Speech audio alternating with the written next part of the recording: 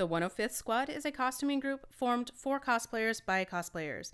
We are a 501c3 educational charity focusing on costuming and prop making.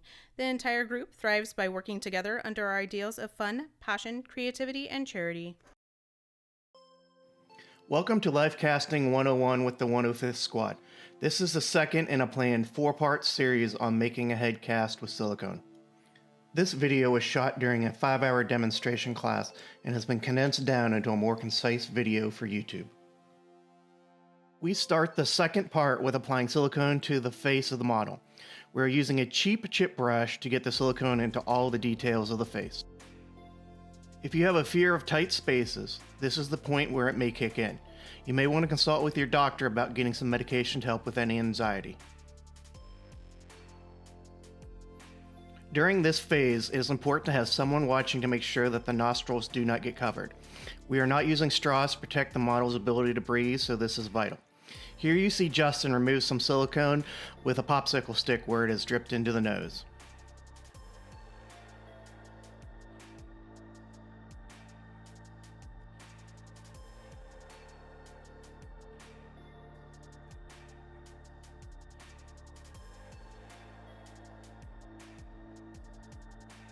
Again, we must stress it is very important that someone is always watching the nose to ensure the nostrils are clear and the model can breathe.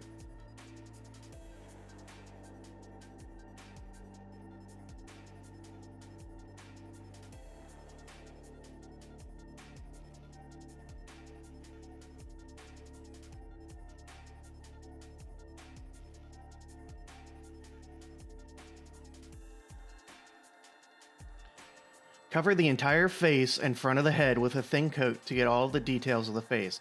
You will pick up all of the pores of the face and any hair if you do this properly.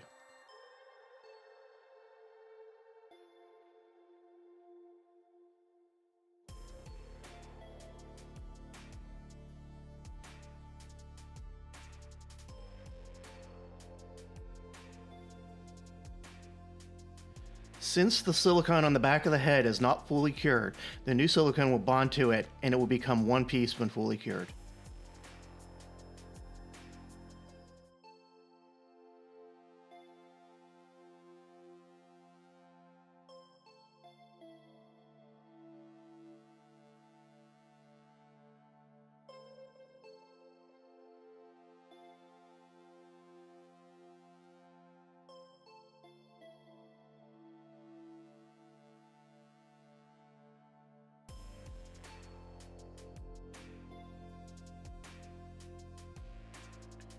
We are now preparing the second batch. Remember to only mix the amount of silicone you can work with within the pot life. In our case, we are comfortable working in 8-ounce batches.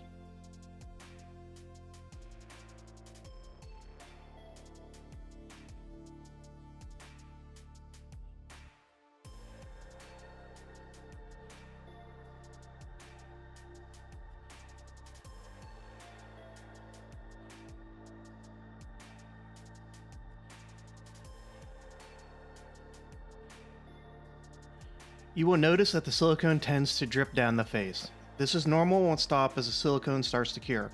Simply watch and ensure that no thin areas develop in the mold. At this point, the model's mouth is covered, so they should limit any movements of the face to ensure that the silicone picks up all of the details of the face.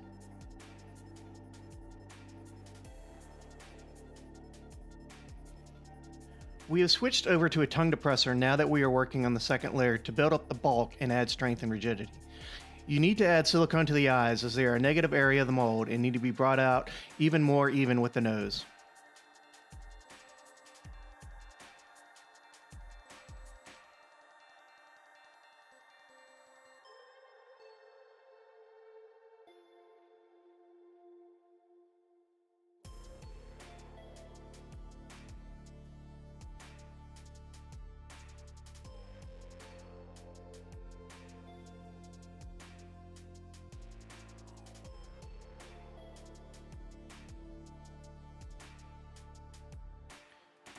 We are now adding more silicone to the eyebrows to ensure that there is a thick layer of silicone covering them since they are hair.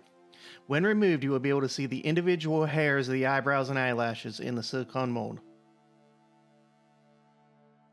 Again, Justin is checking the nose to ensure that it is covered, but the nostrils are open so the model can breathe. Here we are applying the last of the second layer, covering the throat area of the model. Depending on how far you are taking your mold will dictate where you need to stop.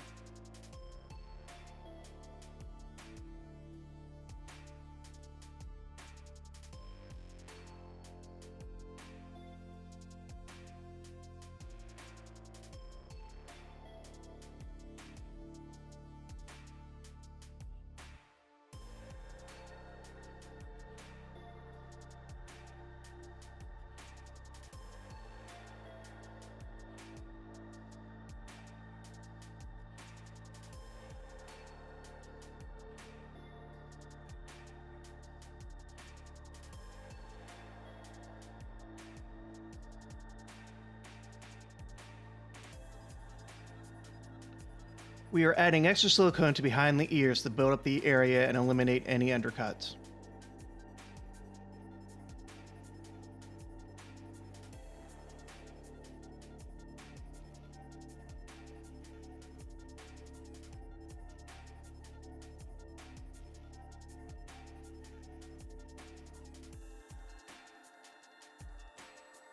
Now is the time to make sure you have a good layer over all of the mold, especially around the nose where silicone may have been removed to ensure the model's continued ability to live and breathe.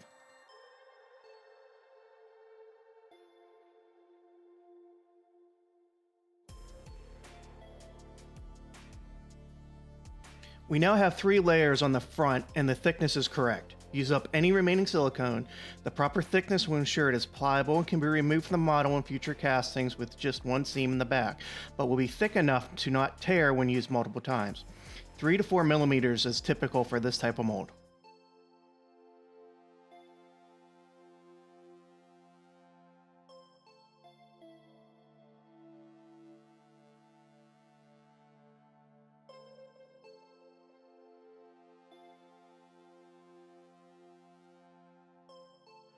Now is a good time to have fun with your model. They will not know that you did anything unless you video the process and put it up on YouTube. I know you did this, Justin. I'm going to get you back.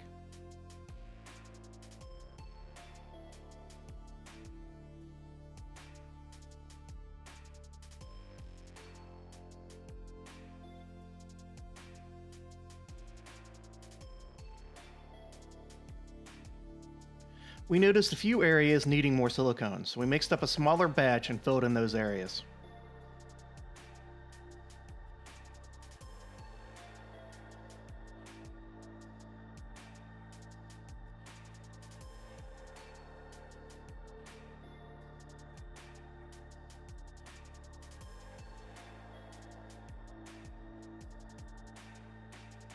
Make sure our model stayed silent. We added more silicone over the mouth area.